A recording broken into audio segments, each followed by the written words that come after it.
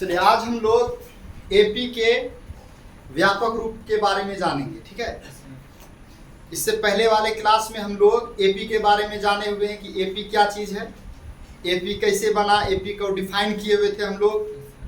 आज हम लोगों को एपी के व्यापक रूप के बारे में जानना है कि उसका जनरल फॉर्म कैसा होता है। तो कल हम लोग एपी के डेफिनेशन में पढ़े हुए थे कि जो एपी जो है वह एपी कैसे बनता है। जैसे हम लोग एक एग्जांपल के माध्यम से देखे हुए थे, कोई एपी एक प्रकार का सीक्वेंस होता है ना, अनुक्रम। अनुक्रम क्या चीज़ है? संख्याओं का एक समूह होता है, तो जिसमें कि कोई एक पद जो है उस पद में एक निश्चित संख्या जोड़ करके प्राप्त किया जाता है। ठीक है, जैसे कि हम लोग को एक निश्चित संख्या मान लिए हैं, ये दो पहला पद, इसमें कोई भी निश्चित संख्या अगर ऐड करें तो इससे हम लोगों को क्या प्राप्त हो जाएगा? एपी प्राप्त हो जाता है। जैसे कि 2, इसमें हम लोग 10 जोड़ देते हैं, प्राप्त हो जाएगा 12। फिर अगला भी 10 जोड़ा जाएगा 22, फिर आगे भी 10 जोड़ा जाएगा तो 32, और इस क्रम से क्या होगा? चलता रहेगा। यह एक प्रकार का क्या हो रहा है? एपी बन रहा। तो एपी में हम लोग क्या देख रहे थे कि निश्चित संख्या को ऐड किया गया था। वो निश्चित संख्या प्लस भी हो सकता है, माइनस वाला भी संख्या हो सकता है, जीरो भी हो सकता है। ठीक, तो उस निश्चित संख्या को हम लोग क्या बोलते हैं? डी, यानी कि सार्वंतर। तो सार्व अंतर को जब हम लोग ऐड करते हैं तो हम लोगों को एपी प्राप्त हो रहा होता है। तो आज हम लोगों को एपी का व्यापक रूप के बारे में जानना है, यानी कि जनरल फॉर्म ऑफ एपी कैसा होता है। तो हम लोग जान रहे थे कल एपी के पद के बारे में भी लिखे हुए थे कि एपी के पहला पद को, यानी कि प्रथम पद को हम लोग किससे सूचित करते हैं? A1 या सिंपली AC, क्योंकि A1 है या A है, दोनों एक ही जैसा है। दूसरा पद कैसे बनेगा? तो हम लोग जस्ट अभी पढ़े कि अगर पहला पद A है तो दूसरा पद प्राप्त करने के लिए क्या किया जाता है? इसमें एक निश्चित संख्या जोड़ा जाता है, जिसको हम लोग क्या कहते हैं? D कहते हैं। ये देखिए दूसरा पद को A2 से सूचित किया जाता है। A2 को कैसे लिख सकते हैं? A plus D। A2 ऐसे ही बना, A में जब हम लोग D को ऐड करेंगे तो दूसरा वाला टर्म हम लोगों को प्राप्त हो जाएगा। अब गौर से देखिए, A प्लस D को हम लोग क्या लिख देंगे? ये देखिए A है तो A है, प्लस है तो प्लस है। गौर से देखिए यहाँ पे क्या है? 2 में 1 घटा करके D से गुना कर दिया गया है। तो बताइए 2 में 1 घटेगा, क्या बचेगा? 1, और 1 को D से गुना करेंगे D ही लिखा जाएगा ना। यानी कि ये चीज और ये चीज क्या है? एक ही जैसा है, कोई अंतर नहीं है इसमें। तो ये 2 कहाँ से आ रहा है? तो A2 यहाँ से आ रहा है। जो चीज यहाँ है वही चीज यहाँ आ रहा है, उसमें 1 घटा रहे हैं। अगला तीसरा पद, ये तीसरा पद कैसे बनेगा? तीसरा पद को A3 लिखते हैं। तो A3 जो है, A3 कैसे बनेगा? A2 में हम लोग क्या करेंगे? D जोड़ेंगे। D जोड़ने से हम लोगों को अगला वाला पद प्राप्त होगा। तो A2 में जब हम लोग D जोड़े तो हम लोगों को तीसरा पद प्राप्त हो गया।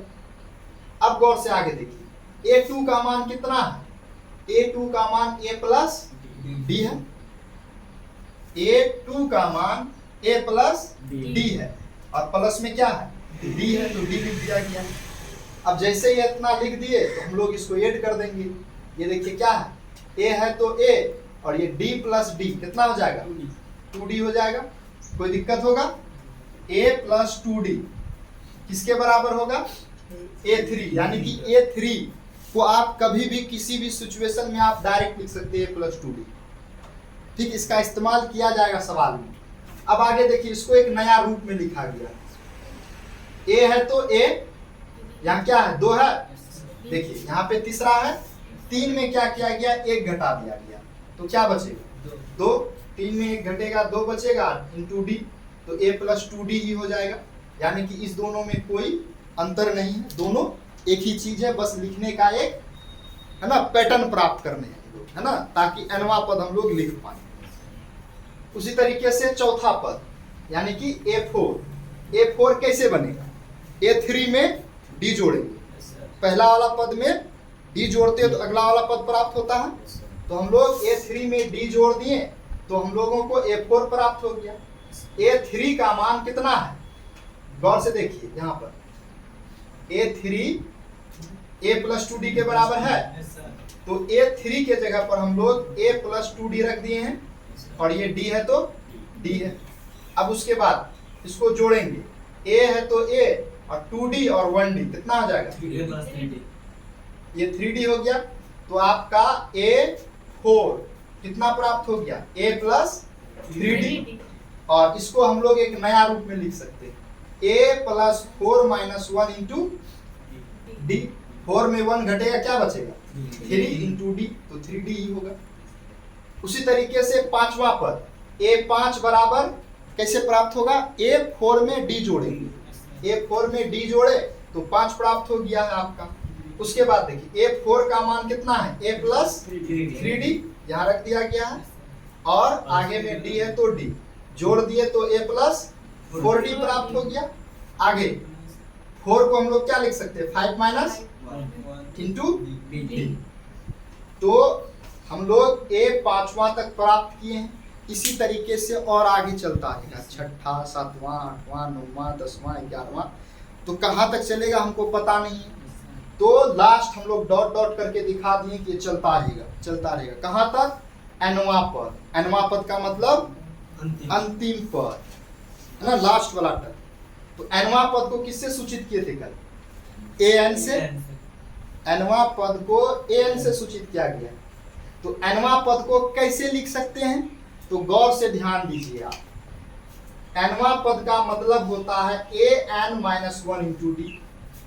ये कैसे होगा, तो गौर से देखिए, इसी से पता चल जाएगा।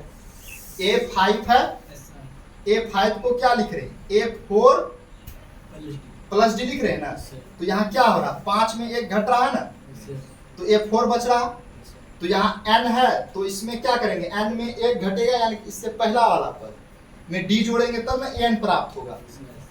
इस चीज को हम लोग इस तरीके से लिखने का काम करेंगे। देखिए यहाँ पर A5 है तो क्या लिखा गया, A plus 5 minus 1 into D.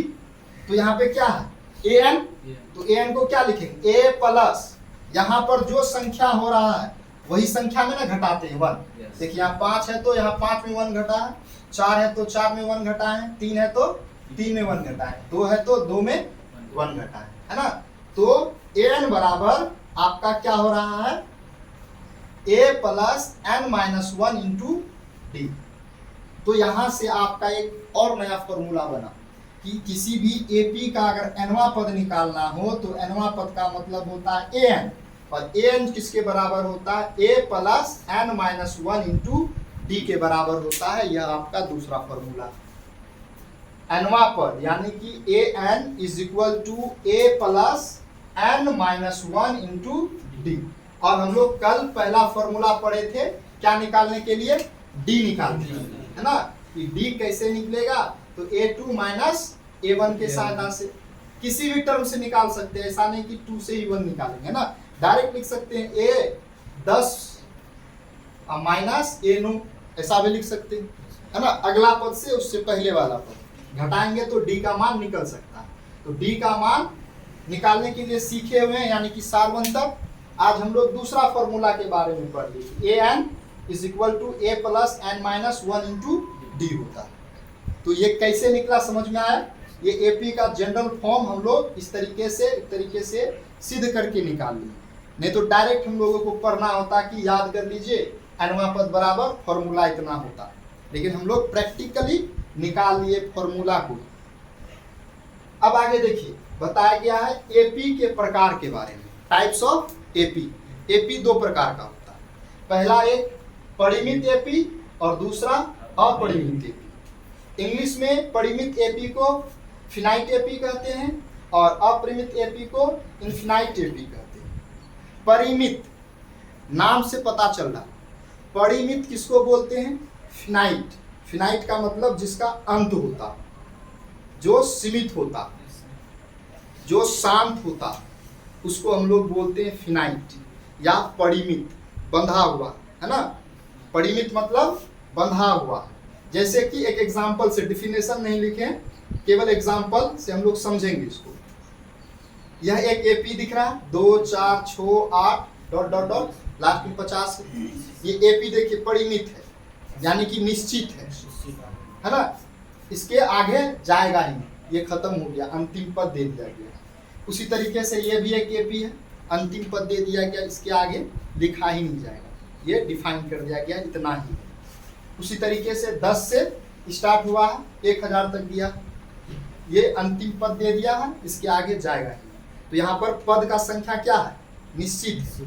अगर किसी भी, ये डेफिनेशन होगा, किसी भी एपी में अगर पदों की संख्या निश्चित है, परिमित है, तो वह एपी क्या कहलाएगा, परिमित एपी कहलाएगा, फिनाइट एपी के नाम से जाना जाएगा। उसी तरीके से जिस एपी में पदों की संख्या निश्चित नहीं, अनंत, उसको हम लोग अपरिमित या इनफिनाइट एपी के नाम से जानते हैं। जैसे कि देख लीजिए 1 2 3 4 5 डॉट डॉट डॉट, कहाँ रुकेगा जाके पता है, जीवन भर गिनते रह जाएंगे तब भी पता नहीं चलेगा, पूरा जीवन खत्म हो जाएगा। उसी तरीके से अगला 2 4 6 8 10, ये भी कब खत्म होगा पता चलेगा, 5 10 15 20 कब खत्म होगा पता नहीं चलेगा। तो हम लोग एपी के प्रकार को भी जान लिए, डी निकालने के लिए सीख लिए, एपी का व्यापक रूप के बारे में सीख लिए। अब हम लोग इस पे आधारित कुछ एग्जाम्पल को अब बनाएंगे हम लोग।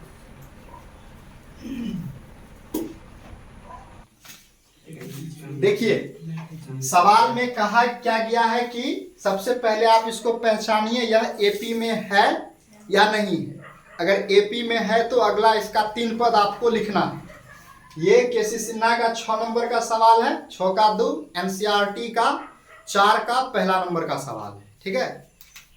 तो इसको पहचानना है, ठीक। तो पहचानने के लिए हम लोग एपी किसको मानते हैं कि कोई भी एपी कब बनेगा, जब डी का मान हर एक जगह क्या होगा, सेम होगा। तो हम लोग यहाँ पर मान लेंगे ऐसा, है ना, माना कि क्या मान लेंगे, A1 बराबर 2 और A2 बराबर 4, A3 बराबर 8 और A4 बराबर 16, यही मानेंगे, गिनती के क्रम में है, मान लिए। उसके बाद हम लोग क्या लिखेंगे, D बराबर, D का फॉर्मूला होता है A2 माइनस A1, A2 का मान 4 है ना, A2 का मान 4, माइनस है तो माइनस, A1 का मान 2, 4 में 2 घटा 2 प्राप्त हो गया।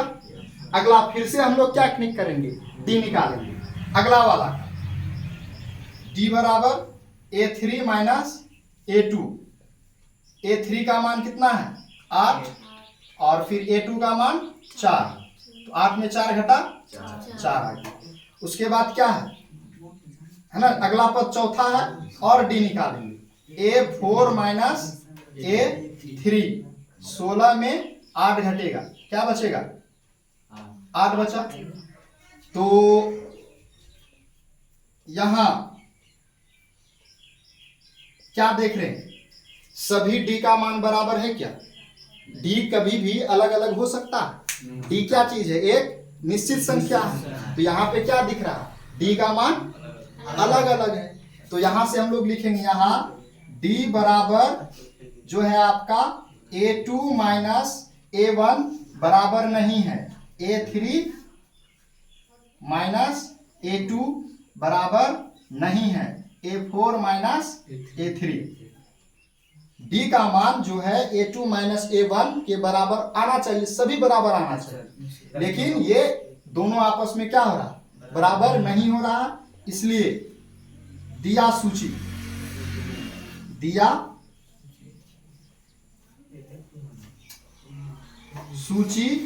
एपी